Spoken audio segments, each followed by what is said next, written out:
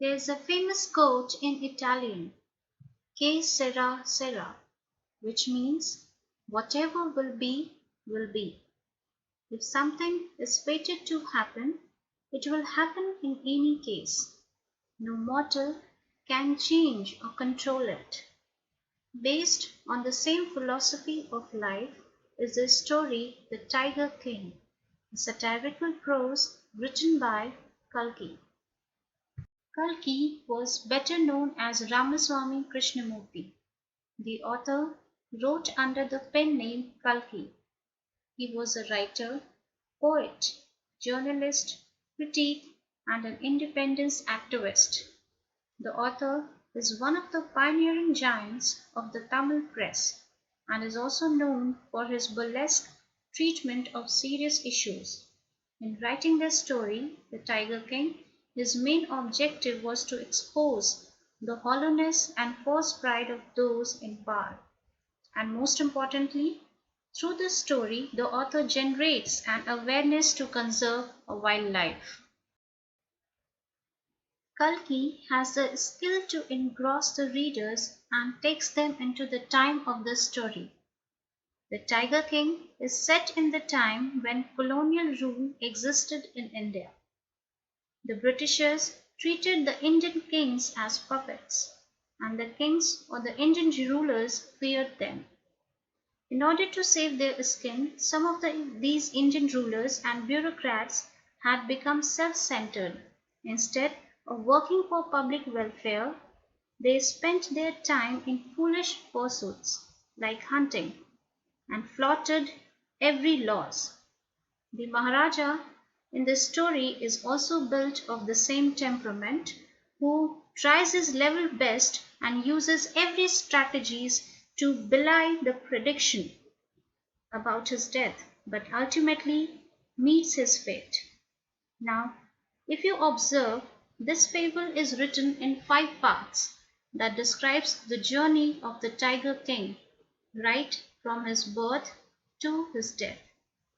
Kalki uses a conversational tone in this narrative, and the language is an assimilation of satire, irony, mockery, and humor.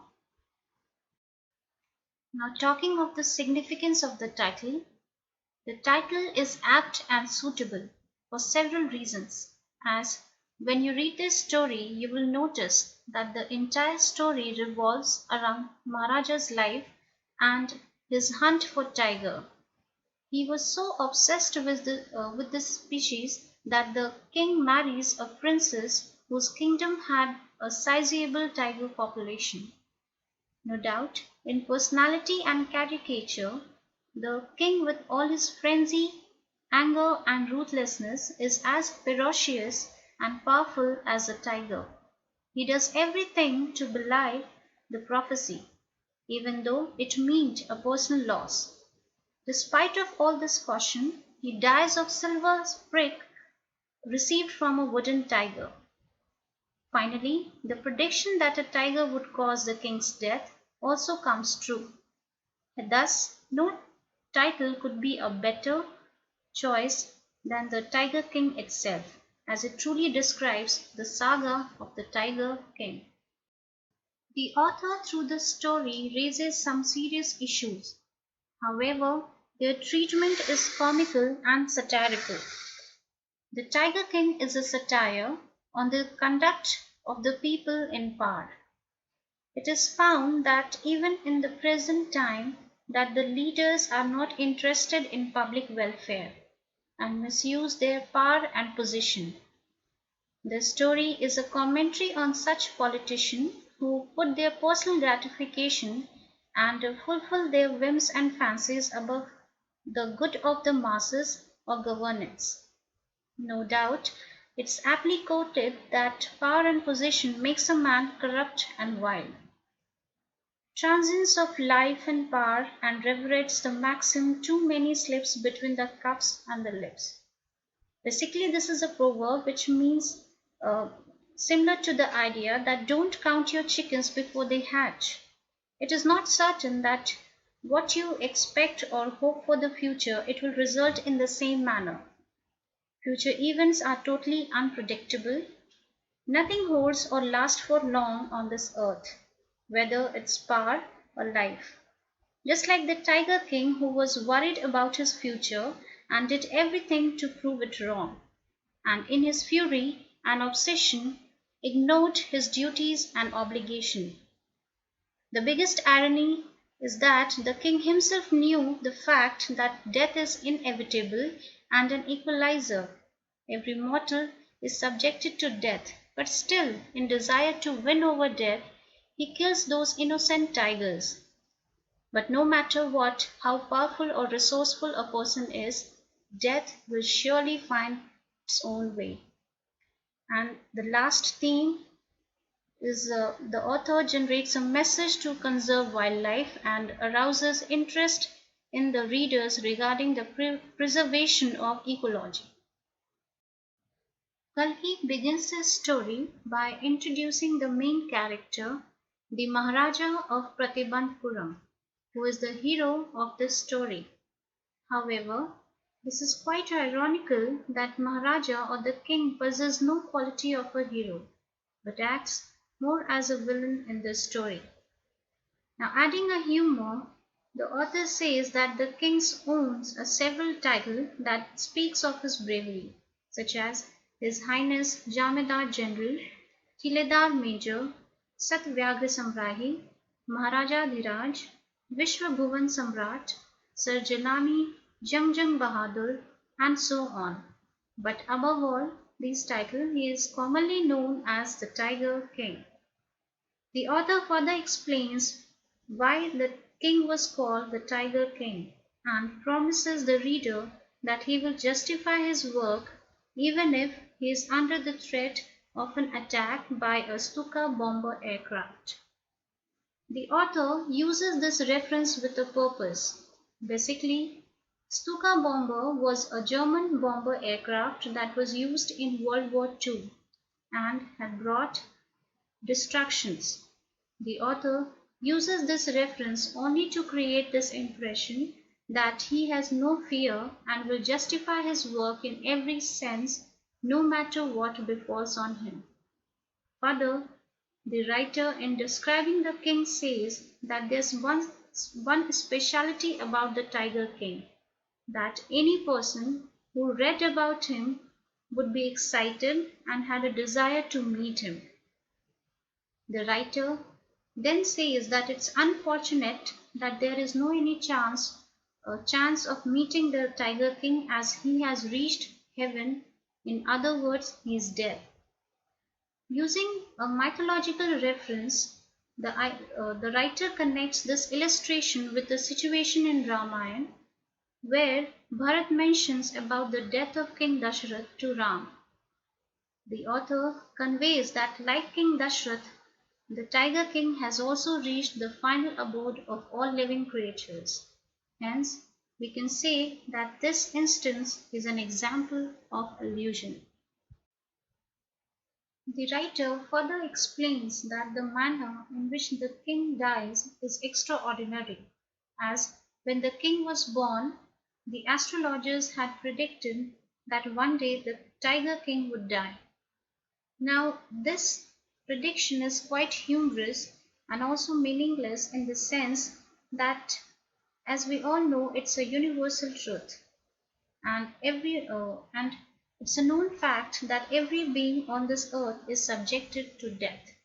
Suddenly, a miracle took place. The 10-day-old Jilani Jang Bahadur spoke up, and everyone was stupefied. The infant said that he need not to know this baseless prediction, so it would be better if the astrologer explained the manner of his death. When forced, the astrologer explained that the secret behind the prophecy.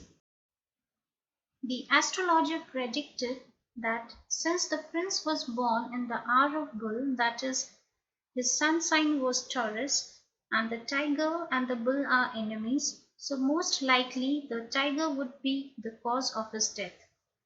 This prophecy made no impact on the child and spoke, "Let the tigers beware." This episode adds another humor in this story.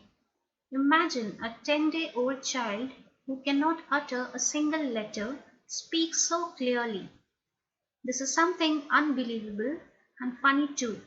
It proves that the Tiger King as a child was unique. As years rolled by, the royal prince grew taller and stronger, and had royal upbringing. As a boy, he drank the milk of an English cow and was brought up by an English governess. He watched no other but only English films, just like the crown princes of the other Indian states did. Now, here, note that the author uses a satire to contradict the influence of British culture on the Indian royal patronage. When the boy turned 20, he was given the custody of the coat of wards. Even after all these years, the subjects of the Pratibandhapuram secretly talked about the prophecy, and soon the king Jangjang Bahadur came to know of it. Thus, he decided to find some way out. The Pratibandhapuram state had many tigers. The Maharaja realized that there is no harm if he kills a tiger to save his life, as in the Hindu custom one could slaughter the animal in order to save his own skin.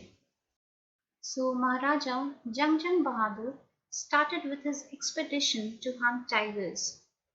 When he killed the first tiger and asked the astrologer for his comments, the astrologer said that he could kill 99 tigers in exactly the same manner, but he needs to be more careful with the 100th tiger, as that 100th tiger would be the cause of his death. Now, the king took this prophecy as a challenge in order to belie the prediction. He decided to kill 100 tigers. From that day, the tigers in Pratibandhapuram had a quality time, as the kingdom banned tiger hunting, except the Maharaja himself, who was allowed to hunt. Proclamation was issued to the effect that if anyone dared to fling a stone at the tiger, all his wealth and property would be seized. The king vowed to attend all his political affairs only after he kills the 100th tiger. So we see that the author mocks and hammers on the conduct of those leaders who put their self-interest above their duties. The king's obsession to kill 100th tiger had taken an ugly turn. Further, the author mentions an incident when the Tiger King was in danger of losing his own crown. Once, a British officer who visited Pratibandhapuram wished to have a photograph with the tiger he has shot, but the king refused to grant his permission and offered him to hunt for any other hunting like mosquito or a mouse. Later, the British officer's secretary sent word to Maharaja through the Diwan that Durai only wanted to have a photograph over the tiger's carcass and had no interest to kill the beast. But Maharaja refused to do any such favor. Ultimately, the Diwan and the Maharaja held deliberation over this issue. The Maharaja experienced that his position and throne was now in danger. So, watching the situation and in order to impress the British officer and white ladies, he sent some samples of expensive diamond rings, which was gladly accepted. So we observe here that this entire episode is actually a satire as it exposes the dark side of the governance. The Maharaja, in order to save his crown and life, bribes the British officials just for his own interest.